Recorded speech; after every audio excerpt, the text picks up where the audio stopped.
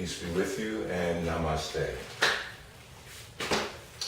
So, we're going to now introduce the Gin Gong Form as the second part of our exercise to integrate what we've talked about so far in terms of breathing, okay? So now we're looking at it from the Qigong perspective on the breathing. Hopefully you've been practicing the sensitivity exercise, the last two videos that we did, and have established for yourself, in your own mind, the reality of Qi, Ankh, Prana, Matapiyasan, Aloha, Ashe, Ki, whatever term you want to use, electromagnetic, bio, whatever term you want to use as a description or a label for this energy field. Hopefully you've established for yourself that the reality of that energy field. So let me talk about a couple of aspects of the exercise that we're going to be doing, okay? This is 8-move Gin Gong Form. There's a 16-move Gin Gong Form, and there are multiple ways of doing the Gin Gong Form. And we'll talk more about that as we kind of go along. Principle. Every time you contract a muscle, you potentiate Qi. And by that we mean Qi flows in its natural state, in its natural order, in the natural order of things. Qi flows to support the muscles in terms of the body, okay? So when the muscles are being, tensing to lift something, to push something, to hit something, whatever, when the muscles tension, that's one of the relationships between Qi and the body. Qi supports the muscles, okay?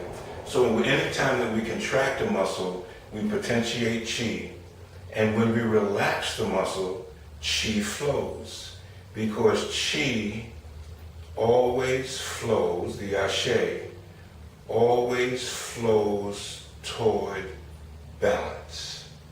So, since we've created a quote-unquote imbalance by tensing the body out of its natural state, when we relax, then the Qi goes to distribute itself in such way as to support this total relaxation throughout the body. And so that's what we're doing in between the movements, when we tense in and do a movement, and then we relax to turn the hand over, and then tense in to pull back. We're tensioning the body and letting it go. Tensioning the body and letting it go. Squeezing the muscles, potentiating Qi, releasing the muscles, and letting Qi flow. Remember the 3 ingredients that we talked about in the previous video. Focus the mind, regulate the breathing, and establish perfect body movement or posture. Okay? And you'll see in some of the clips that we're going to show in this lesson, hopefully I'm demonstrating what it is that I'm talking about in terms of body movement, perfect body movement or posture.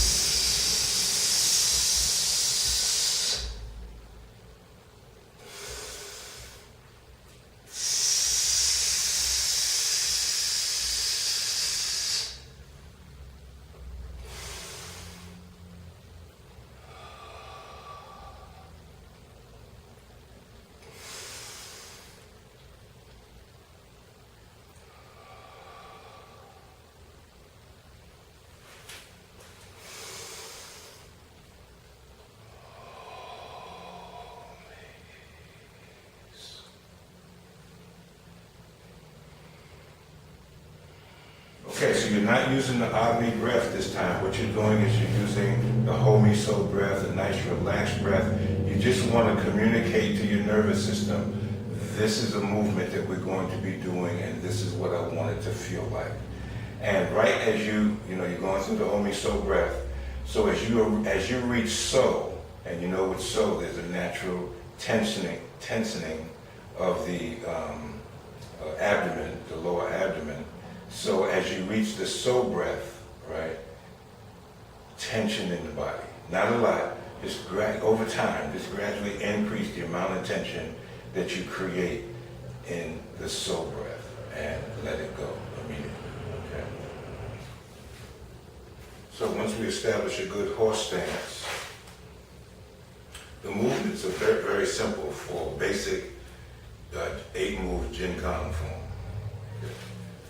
Establish a chamber, inhale, exhale, pushing forward with tension, relax as you turn it over, and tension as you pull back throughout the entire body. My right leg is pushing me to the left, my left leg is pushing me to the right, and so I establish this foundation here. I'm making sure that my feet are flat on the ground and not pushing out to the edges. So good foundation, and then the breathing, right? So pulling back to a chamber. Out to the sides, inhale and exhale, pushing out, relax.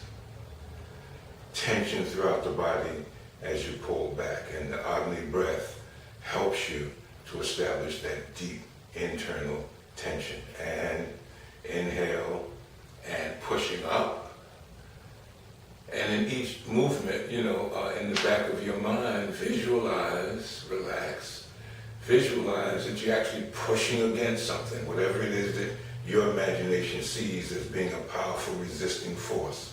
Imagine yourself pushing or pulling against that thing. And then we want to go down.